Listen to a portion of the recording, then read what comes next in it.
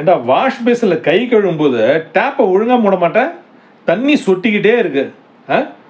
ஒவ்வொரு துளியாக சேர்ந்து தாண்டா ஒரு பக்கெட் ரொம்புது, ஒரு டேங்க் ரொம்புது, ஊரில் ஆறு ஏரி குளம் எல்லாம் ரொம்புது. அந்த காலத்தில் தண்ணியை சிக்கனமாக செலவு பண்ணுன்னு ஏன் சொன்னாங்க? காசை சிக்கனமாக செலவு பண்ணுன்னு சொல்லலை, தண்ணியை சிக்கனமாக செலவு பண்ணுன்னு சொன்னாங்க. எப்போ? அந்த காலத்தில் தண்ணிக்கு பிரச்சனையே இல்லை. ஊரில் இருக்கிற ஆறு ஏரி குளம் எல்லாமே நிரம்பி இருந்தது. அப்போவே இதை சொன்னாங்க, தண்ணியை சிக்கனமாக செலவு பண்ணுன்னு. ஏன் சொன்னாங்க தெரியுமா?